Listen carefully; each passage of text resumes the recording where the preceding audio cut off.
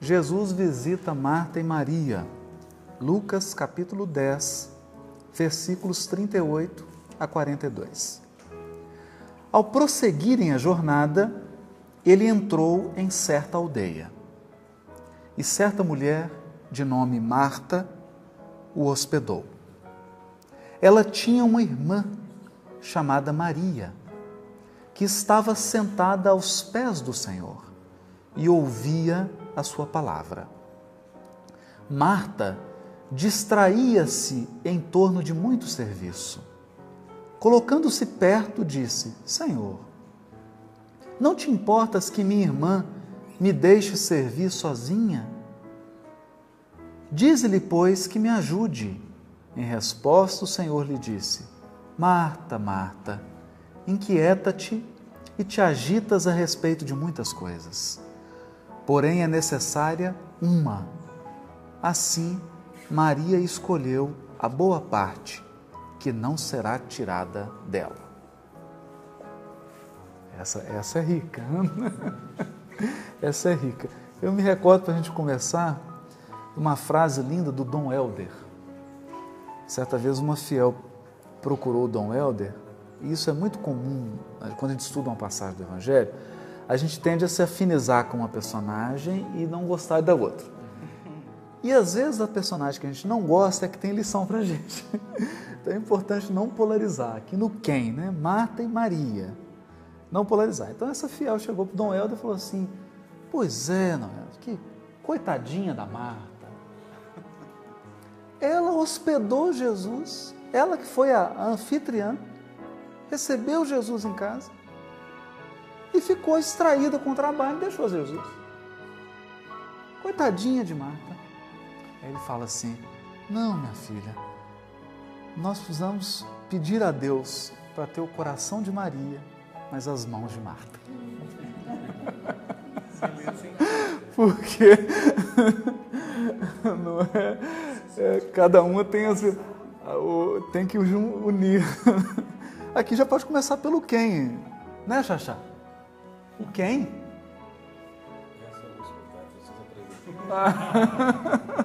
Afonso. Angélica.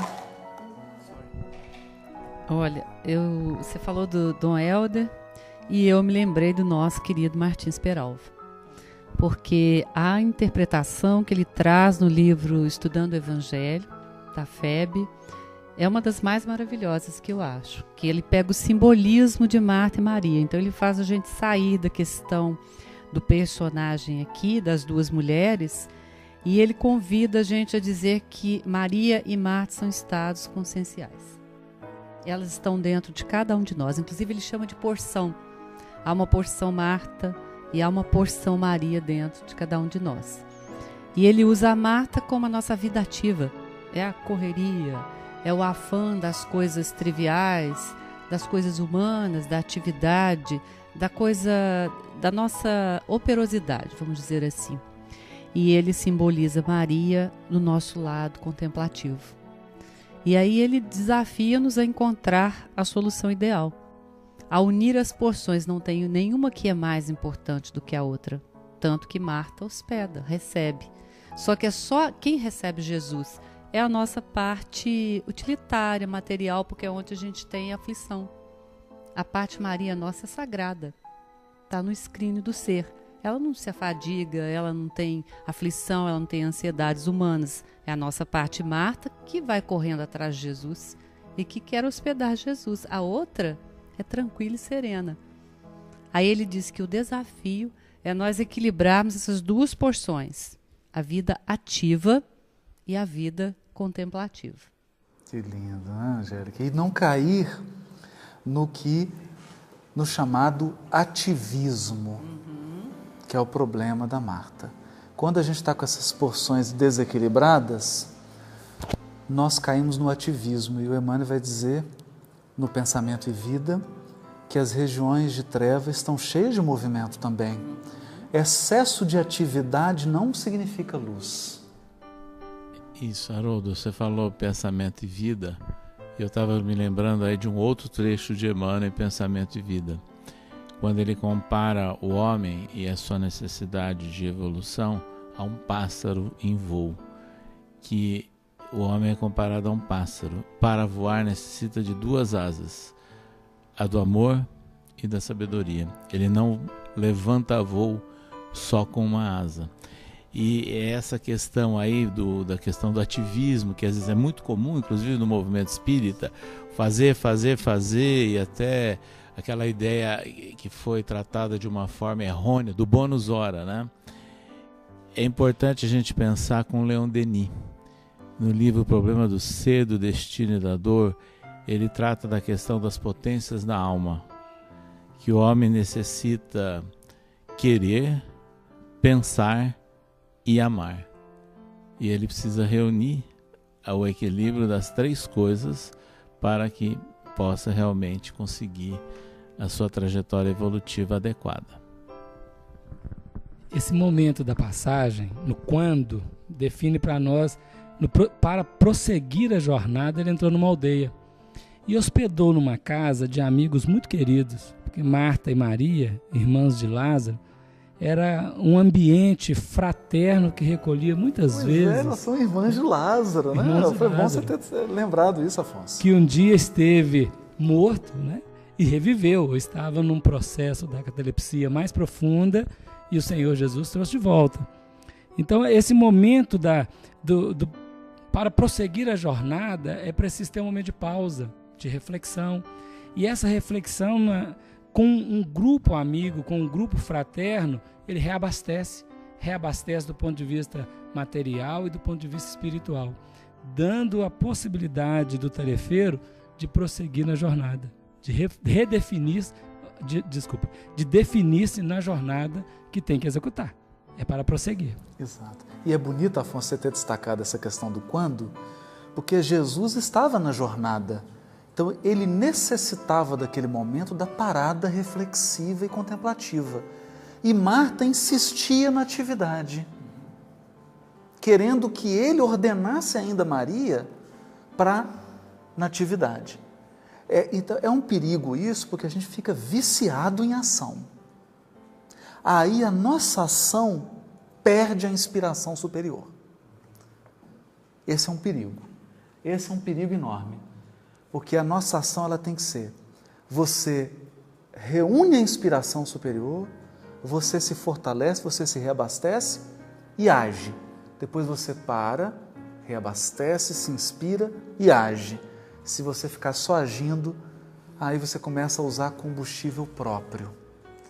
Daqui a pouco o próprio combustível acaba e você cai num processo que é triste e muito espírita entra, que é depois de um ativismo perturbado, ele entra na estagnação, ele desanima do trabalho, porque perdeu o contato com a espiritualidade superior, perdeu o contato com as fontes que nos reabastecem. É triste essa posição, né, Zé? E quando a gente lê o romance Paulo Estevão, Paulo em sua peregrinação, levando a mensagem do Cristo, em muitos lugares ele encontrou corações receptivos à mensagem nas mulheres, porque elas estavam ali tendo essa pausa para ouvir o que Paulo tinha a dizer. E ele também, ele se negava a se hospedar na casa de companheiros. Ele armava sua tenda como tecelão e ali ele trabalhava para se sustentar. E só na casa de 2 mulheres é que uma vez ele se hospedou, aceitando essa oferenda. Então é muito interessante isso, relembrando essa passagem de Marta e Maria e relembrando a caminhada de Paulo na divulgação do Evangelho de Jesus. Já que ela citou aqui, só para não deixar de salientar, nós temos a discussão disso que o Haroldo acabou de definir, que é o excesso, a pessoa se consumir, o grupo se consumir nesse ativismo, sem buscar uma inspiração pelo estudo, pela reflexão, pela qualificação dos serviços, nós temos aquele dilema vivido na Casa do Caminho, entre assistir apenas os enfermos e a pregação do Evangelho que ficou comprometida, e lutaram por restaurá-la, porque nós não podemos desatender a nada, mas existem questões que são prioritárias. A libertação do ser humano é prioritária, e a doutrina espírita veio ao mundo para focar isso. E eu acho, Wagner, que esse é o grande, antes de você falar, Sérgio, a grande lição do livro Voltaire, Frederico Figner. O Frederico Figner é a Marta que acorda no mundo espiritual. O homem que fundador da Odeon, trouxe o disco de vinil para o Brasil, criou fortuna, deu uma contribuição gigante para a Federação Espírita Brasileira na formação do Parque Gráfico, numa época em que editar livro espírita era desafiador. Um homem ativo, um homem que não parava. Frederico Figner era um trator, não parava. Chega no mundo espiritual, encontra-se com Bezerra de Menezes, e aí foi um choque. É a Marta que fala, meu Deus, eu não tive tempo para a minha contemplação, eu não tive tempo para me abastecer, eu não tive tempo de me iluminar, eu não tive tempo para mim. Haroldo, só para não fugir, antes que o pessoal procure o Frederico Figner no livro, vai achar o irmão Jacob. Ah, isso, obrigado. O irmão Jacob. Porque ele foi revelado que é Frederico Figner no Testemunho de Chico Xavier. No livro ele dá o pseudônimo de irmão Jacob. Agora, eu queria pegar uma carona, e dentro do contexto da passagem, voltando mais uma vez para aquelas reflexões, uma característica que ocorre aqui, eu acho que talvez o grupo possa me ajudar a entender um pouco mais, é por que Marta fala com Jesus e não fala diretamente com Maria? Ela chega e fala, Jesus, fala para ela me ajudar. E ela podia ter chegado para Maria e falar, Maria, vem cá me ajudar. Mas ela busca Jesus e fala, Jesus, manda ela. Na verdade, Marta reconhece que o poder está ali no Cristo. Que ela, dentro da abordagem com Maria, não teria condições de movimentá-la, porque a sintonia não existiria. Então ela precisa fazer um bypass, tá certo? Fala, vou aqui no Cristo, porque ele é que tem poder aqui para fazer. Eu não tenho. Só que aí ela se encontra numa situação delicada, porque a resposta do Cristo na verdade, dá uma enquadrada nela. A sua lembrança lembra, ou faz nos recordar o espírita que se entrega a tudo quanto é atividade e depois, no cansaço, por não buscar a sua própria reflexão, o seu momento de contemplação na inspiração divina, ele começa a cobrar de Deus. Senhor, eu faço tudo, o Senhor está vendo e o Senhor não me ajuda. Olha a minha vida. Olha o fulano. Olha o fulano lá. Começa a comparar. Então lembra esse caso. É isso mesmo, Wagner. Eu queria compartilhar com o grupo isso porque me parece interessante que ela não consegue ter ascendência sobre Maria nesse momento. Deixa eu só fazer um comentário. Só um? Um aspecto doutrinário disso, porque nós sabemos que as leis espirituais, elas estabelecem uma hierarquia na manifestação do ser, né? A contemplação está acima da atividade. O menor está subordinado ao maior. Isso aqui é uma hierarquia espiritual. Marta não pode conversar com Maria, porque ela é comandada por Maria. Quer dizer, a nossa manifestação no plano físico, através do corpo físico, está subordinado à nossa manifestação no plano mental e espiritual, que são os correspondentes de Maria, né? Cada um vai trazendo uma coisa. Né? A Angélica respondeu a minha pergunta que eu ia fazer, mas além da pergunta que eu ia fazer, eu comparei isso com a questão do mediúnica. Os médiuns que se comportam como Marta naquela preocupação da manifestação mediúnica, da prática, sendo que a gente tem que retornar para a essência e para o estudo, que tem a ver com essa questão contemplativa. Porque isso é um grande e uma grande questão, Nando, foi bom que você destacou também, porque nós vamos imaginando os espíritos puros e os espíritos superiores no trabalho. Eles não se agitam e não se inquietam.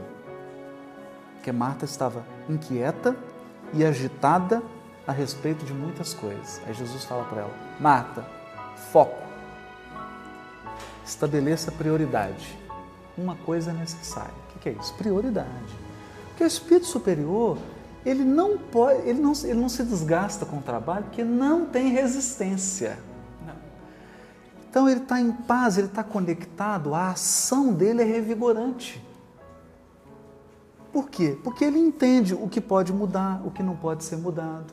Ele entende o que é obstáculo que tem que ser removido, o que é obstáculo que tem que permanecer. Porque a gente acha que todo obstáculo tem que ser removido. Não. Deixa eu dar uma ilustração. O Chico Xavier deu um depoimento para um casal amigo de São Paulo, seu Romeu Gris e Dona Hilda. Você conhece. Pessoas queridas que sempre receberam naquela região lá de São Paulo, São José do Rio Preto, por ali, Votuporanga. E o seu Romeu Gris registrou em livro recente um caso em que eles perguntaram para o Chico assim: o Chico, você é muito requisitado pelas pessoas encarnadas e pelos desencarnados. Como é que você dá conta dessa pressão entre dois planos? E ele respondeu assim: ô seu Romeu, ô Dona Hilda, eu sofri muito, durante muitos anos. Ao longo de 20 anos, sentindo essas requisições e muito atormentado por isso, aí a gente entende a Marta. Eu aprendi a me situar na faixa do Dr. Bezerra de Menezes. Então ele conseguiu entender a faixa consciencial. Ele se colocou. A partir de então eu me coloco na faixa deles e eles resolvem o que é que tem que ser feito. Esse caso do Chico ilustra exatamente esse assunto que está sendo trazido aqui. Porque o trabalhador espírita, o médium, sofre muito enquanto ele não aprende a se situar. O que o Chico falava, uma oitava a mais no plano do pensamento. Oitava, é lindo isso, né? Ele fala, é preciso adquirir uma oitava a mais no plano do pensamento. Com o mundo espiritual. E aí não tem dificuldade mais. As operações são de amor. E aproveitando a visita do nosso Arnaldo Rocha, a nosso estudo do Evangelho, Arnaldo, nós estamos comentando aqui, Arnaldo, a passagem de Marta e Maria. E a Angélica fez uma lembrança aqui que acabou direcionando o estudo todo e também baseando no material da União Espírita Mineira, produzido por Honório Abreu, Damasceno Sobral, Leão Zálio. Quer seguir a metodologia? Quem? Onde? Quando? Perguntas que facilitam o estudo. A Angélica lembrou do livro do Martins Peralva, que diz que Marta e Maria são potenciais da nossa alma. Potencial de atuar, de agir, de cuidar daquilo que é prático, que é Marta, e o potencial de aquietar-se, captar a inspiração superior, e que esses dois potenciais têm que estar equilibrados.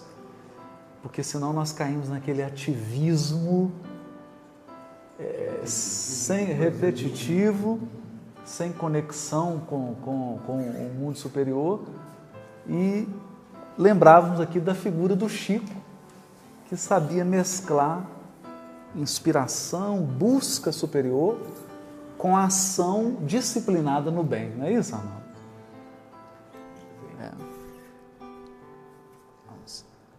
O que mais? Xaxá, você está um pouco calado, Xaxá.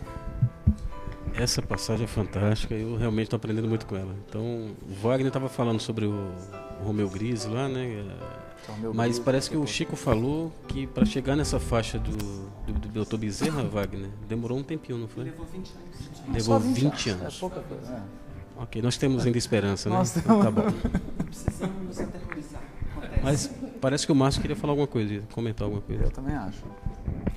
O ponto que eu ia trazer está muito dentro do exemplo que o Wagner nos apresentou quando você falava da postura dos benfeitores da vida maior diante das dificuldades nossas, né, no campo do aprendizado.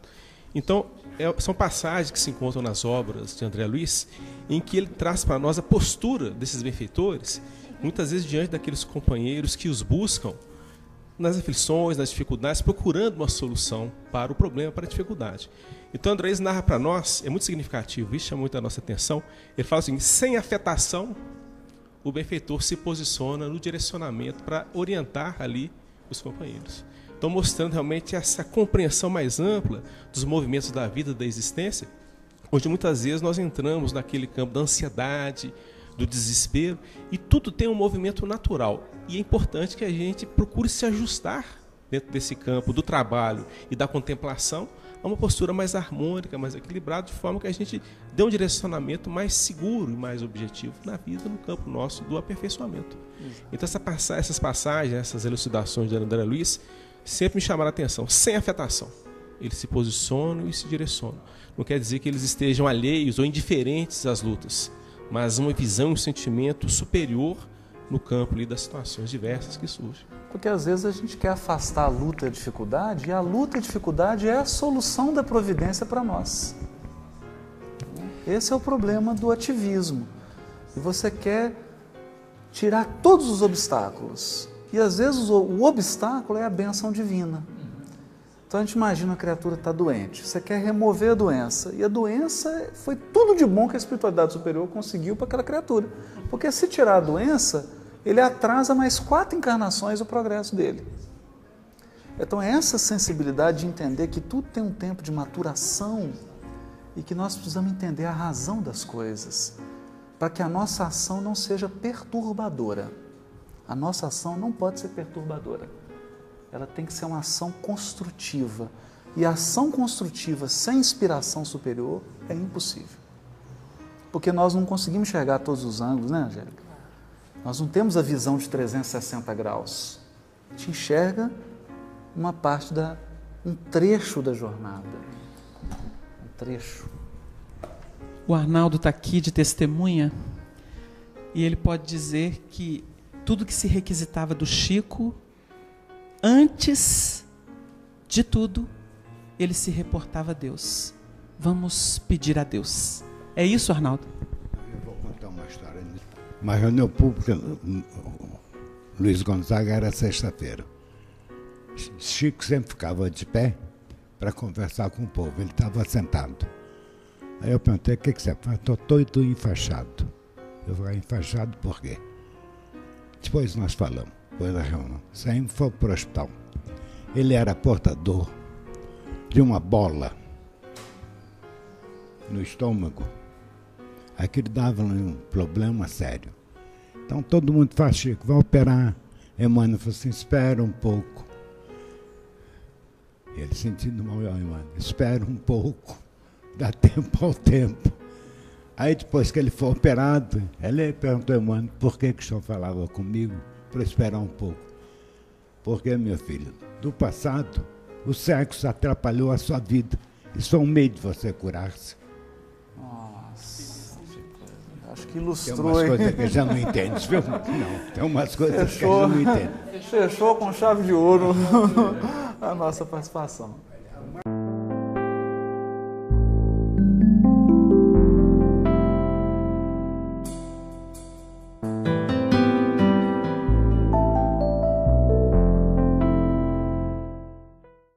A ação que ele traz no livro Estudando o Evangelho, da FEB, é uma das mais maravilhosas que eu acho, que ele pega o simbolismo de Marta e Maria, então ele faz a gente sair da questão do personagem aqui, das duas mulheres, e ele convida a gente a dizer que Maria e Marta são estados conscienciais.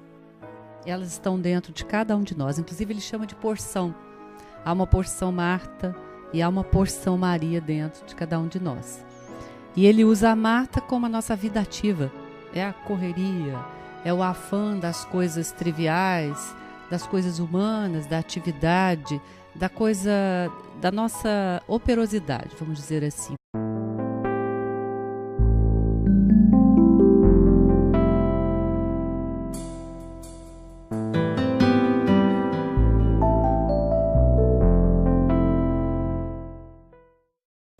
Jesus visita Marta e Maria. Lucas capítulo 10, versículos 38 a 42. Ao prosseguirem a jornada, ele entrou em certa aldeia. E certa mulher, de nome Marta, o hospedou. Ela tinha uma irmã chamada Maria, que estava sentada aos pés do Senhor e ouvia a sua palavra. Coitadinha de Marta. Aí ele fala assim, não, minha filha, nós precisamos pedir a Deus para ter o coração de Maria, mas as mãos de Marta. Porque não Cada uma tem, tem que unir. Aqui já pode começar pelo quem, né, Xaxá? O quem?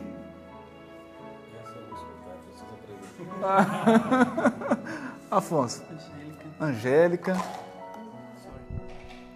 Olha, você falou do Dom Helder e eu me lembrei do nosso querido Martins Peralva, porque a interpretação... Palavra.